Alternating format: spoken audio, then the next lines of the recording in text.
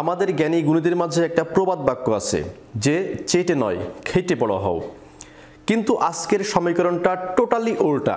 আজকের ভিডিওতে আমি দেখাবো খেটে নয় চেটে বড় হও। তো বাংলাদেশের সবচেয়ে বিখ্যাত কুখ্যাত 5 জন চাটুকারী সম্পর্কে আপনাদের পরিচয় করিয়ে দেব, যারা এই 5 জন চাটুকারকে যদি আমরা বিদেশে এক্সপোর্ট করতে পারতাম, দেখেন এরা কিন্তু বহু তেল মারতে পারে। আজকে যে 5 জন চাটুকারীর সাথে আপনাদের পরিচয় করিয়ে দেব, এরা যেমন চাটতে পারে ঠিক তেমনিভাবে তেলও বের করতে পারে। তো এই যে আমাদের দেশের সম্পদ যে 5 জনের কথা আমি বলছি, এদেরকে যদি আমরা বাইরে ট্রান্সফার করতে পারি বা এক্সপোর্ট করতে পারতাম, বিশ্বাস করেন ভাই, আমাদের দেশে তেলের সংকট হতো না। তো তার মধ্যে আমাদের দেশের একজন অন্যতম তেলবাজ এবং চাটুকারের নাম হলো নিঝুম মজুমদার, যিনি জুনিয়র থেকে শুরু করে একেবারে সিনিয়র লেভেল পর্যন্ত একেবারে চাটতে চাটতে সাদা করে ফেলে এবং তিনি খুব চাটতে পারে এবং তিনি এমন এমন থিওরি দিয়ে উপস্থাপনা করে যেটা বলাই বাহুল্য। তিনি কোন বিশ্ববিদ্যালয় থেকে তিনি এই যে এলএলবি পাশ করেছে বা ব্যারিস্টার পাশ করেছে তিনি এখনও কিন্তু ক্লিয়ার না।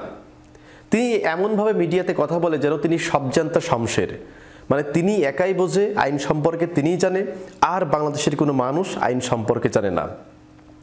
এবং এই যে জুলাই মাসের যে গণহত্যা হলো 5 আগস্টের আগে, তিনি ছাত্রদের বিপক্ষে এমনভাবে অবস্থান নিয়েছিলেন, মনে হচ্ছিল যে এই মালটা আমাদের দেশের না, বাইরের একটা মাল। দেশের প্রতি ন্যূনতম ভালোবাসা, দায়িত্ববোধ, দেশপ্রেম এই মালের মধ্যে কিন্তু পাবেন না। এমন একটা মাল, এমন একটা চাটুকার, আপনি দেখবেন যে ক্ষমতায় যাবেন এবং আপনি যদি কিছু টাকা অফার করেন, এই মালটা আপনাকেও চাটতে শুরু করবে।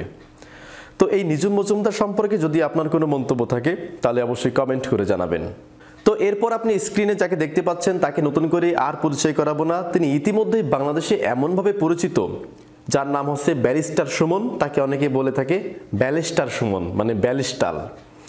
তো এই ব্যালিস্টার সুমন তিনি অত্যন্ত পরিমাণে চাটুকার। তিনি আওয়ামী লীগের নেতাকর্মী থেকে শুরু করে একেবারে প্রধানমন্ত্রী শেখ হাসিনার পা এমনভাবে চেটেছেন, চাটতে চাটতে তার জিবাটাই ক্ষয় হয়ে গেছে। নীতি নৈতিকতা কি জিনিস এই মালের মধ্যে আপনি খুঁজে পাবেন না। যেখানে ক্ষমতা আছে, এই যে একটা কথা আছে না যে আমাদের কে জানি বলতো যে আমার কিচ্ছু দরকার নাই, জাস্ট পাওয়ার দরকার, এই মালটাও ঠিক ওই রকম। এবং আওয়ামী লীগ সরকারের পতনের পরে দেখা গেছে যে তিনি যেই সমস্ত সমস্যা নিয়ে ভিডিও বানাতেন, এই ধরেন একটা জায়গায় ব্রিজ তৈরি হয়েছে, একটা জায়গায় একটা মানুষ খুব অসহায় অবস্থায় আছে, একটা জায়গায় কেউ প্রাচীর তুলে দিয়েছে। তো দেশ আওয়ামী লীগ মুক্ত হওয়ার পরে আমরা দেখতে পেলাম যে এই ব্যালিস্টার সুমন এই সমস্যাগুলো নিজেই তৈরি করত। অর্থাৎ তার কন্টেন্টের জন্য একটা কন্টেন্ট বানাতে হবে, তো কোন জায়গায় সমস্যা সেটা দেখতে হবে, মানে সে নিজেই সমস্যা তার লোকজন দিয়ে তৈরি করত। এরপরে তিনি এইরকম মোবাইল নিয়ে স্যুট বুট পরে একেবারে তিনি সেটা সমাধান করার জন্য লাইভে চলে আসতো। চিন্তা করতে পেরেছেন যে মালটা কত বড় চালাক, যে নিজেই সমস্যার সমাধান, নিজেই সমস্যা তৈরি করে সেইটা আবার সমাধান করার জন্য লাইভে চলে আসতো। আর আমরা জনগণ যে কি রকম বোকাচন্দ্র, আমরা ধরতেও পারিনি যে মালটা আমাদের সাথে মশকরা করতো। তো প্রিয় দর্শক, এই ব্যালিস্টার সুমন সম্পর্কে যদি আপনার কোনো লাইন বলার থাকে একটু কাইন্ডলি লাইনটা বলবেন। এরপর স্ক্রিনে যার সাথে আপনার পরিচয় করে দেব, তিনি হলেন বাংলাদেশের কারেন্ট আপা। চিনতে পারছেন কারেন্ট আপা? বলেন তো কার ছবি এখন শো করব? কারেন্ট আপা, যে ঝুড়িতে ঝুড়িতে কারেন্ট নিয়ে ঘুরবে, রাইট? মমতাজ, তাকে বলা হয় কারেন্ট আপা। তিনিও এত পরিমাণে কি বলবো, এই আওয়ামী লীগ সরকারকে চাইতেছে যে চাটতে চাটতে কারেন্ট তুলে দিয়েছে মাথার উপরে, মানে ঝুড়িতে তুলে দিয়েছে কারেন্ট। যে এমন একটা সময় আসবে যে মানুষ ফেরিওয়ালার মতো করে কারেন্ট বিক্রি করে বেড়াবে। এই কারেন্ট আছে ভাই, কারেন্ট নেবেন, কারেন্ট নেবেন, 2 টাকা ইউনিট, 3 টাকা ইউনিট, 5 টাকা ইউনিট। এটা কিন্তু মাল বলা যাবে না। তো এই হচ্ছে কারেন্ট আপা। তো আমাদের দেশটা হচ্ছে এমন একটা দেশ যেখানে হচ্ছে আপনার চাটুকারদের, এই তেলবাজদের জন্ম হচ্ছে সবচাইতে বেশি। এই জন্য আমি ভিডিও শুরুতেই কিন্তু বললাম যে যদি এই তেলবাজদের যদি এক্সপোর্ট করা যেত বাইরের দেশে, আমার মনে হয় না যে আমাদের দেশে কোনো তেল সংকট থাকতো। এখন 128 টাকা দিয়ে আমাদের তেল কিনতে হচ্ছে, পেট্রোল। আমার মনে হয় যে এটা 100 টাকার নিচে চলে আসতো।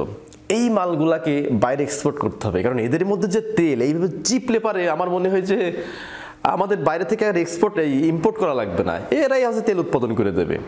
যে পরিমাণে তেলবাজ আর যে পরিমাণে চাটুকার এরা। তো এই মমতাজ আপা সম্পর্কে বা এই কারেন্ট আপা সম্পর্কে যদি একটু বলতে মন চাই তাহলে একটু কমেন্ট করে একটু বলবেন। এরপরে স্ক্রিনে যাকে দেখতে পাচ্ছেন তিনি হলেন নিপুণ। তিনি শেখ সেলিমকে এমন চাটা চেটেছেন, মুরব্বী তো নিষেধ করে দিল। যাক, আমি আমি কথাটা উইথড্র করে দিলাম যে শেখ সেলিমকে চেটেছে। এখন কি চেটেছে আমি এটা জানি না, এটা আমি আর বলছি না, আপনারা বুঝে নেবেন যে নিপুণ শেখ সেলিমের কোন জিনিসটা চেটেছে। তো চাটতে চাটতে এত ক্ষমতার অধিকারী হয়েছে যে একটা পার্লার খুলে বসছিল, এবং যখন সে শিল্পী সমিতি নির্বাচন করে জাহিদ খানকে তো হারিয়েছেই, অন্যদিকে ডিপজলের মতো হেভিওয়েট নেতাকেও কিন্তু তিনি হারিয়ে ফেলেছিলেন জাস্ট তার ক্ষমতার কারণে। পীরজাদা হারুন তিনি সরকারের একজন উচ্চ পর্যায়ের কর্মকর্তা, তার সঙ্গে এক সচিব লেভেলের মানুষ। এই সচিব লেভেলের এই মানুষটাও এই নিপুণ আক্তারের সাথে পারে নাই। কারণ কি জানেন, এর চাটার পাওয়ারটা সবচেয়ে বেশি। এই যে পরিচয় করিয়ে দিলাম না, ব্যারিস্টার সুমন, নিজুম মজুমদার, এরা তো ধরেন পা চাটে, আর এমন জিনিস চাটে মানে যেটা অন্য কেউ চাটতে পারবে না। তো এই নিপুণ আক্তার অত্যন্ত দালাল, এরপর তেলবাজ প্লাস চাটুকার। এইরকম মানুষ আমাদের দেশের শিল্পী সমিতির একটা প্রেসিডেন্ট ছিলেন, যেটা ভাবতেই অবাক লাগে এবং লজ্জা লাগে আমাদের দেশের জন্য। তো এই নিপুণ আক্তার সম্পর্কে যদি আপনার কিছু বলতে চান একটু কাইন্ডলি কমেন্ট করে জানাবেন। এরপর সর্বশেষ স্ক্রিনে যাকে দেখতে পাচ্ছেন তিনি আরেকজন চাটুকার। মানে তিনি অবশ্যই কোনো ছেলেকে চাটে না, তিনি মানে কাদেরকে চাটে আমি এটা বলতে পারবো না, আপনারা একটু গুগল করলে পারে বুঝতে পারবেন তিনি কি চাটে। তিনি কিন্তু অরিজিনাল জিনিসে চাটে।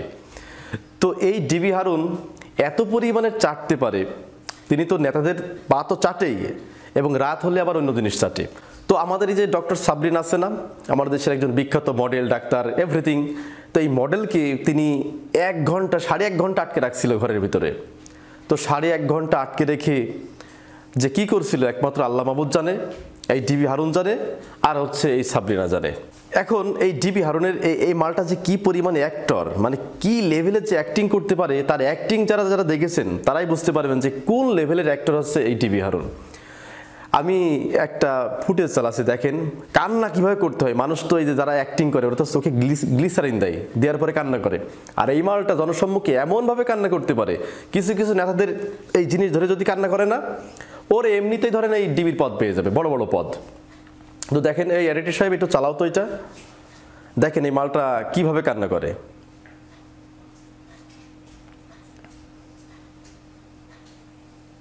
দেখলেন কি কোন লেভেলের অ্যাক্টর। আমার মনে হয় যে এর হচ্ছে জাতীয় পুরস্কার দেওয়া দরকার। তো আমাদের বাংলাদেশের একজন এই লেভেলের একটা চাটুকার বাটপার আমাদের ছিল হচ্ছে ডিবি প্রধান। চিন্তা করে, এটা কত লজ্জার একটা বিষয় যে এইরকম লেভেলের একজন মানুষ আমাদের দেশের ডিবি প্রধান, মানে আইন শৃঙ্খলার যে গোয়েন্দা শাখা, সেই শাখার প্রধান হচ্ছে এই ডিবি হারুন। তো প্রিয় দর্শক, আজকের ভিডিওতে যে 5 জন বিখ্যাত কুখ্যাত চাটুকার, তেলবাজ, চাটার দল যাদেরকে দেখালাম, এই 5 জন কুখ্যাত চাটুকার সম্পর্কে যদি আপনাদের কোনো মন্তব্য থাকে তাহলে অবশ্যই কমেন্ট ড্রপ করবেন। অবশ্যই কমেন্ট ড্রপ করবেন। সকলে ভালো থাকবেন, সুস্থ থাকবেন। ধন্যবাদ সবাইকে।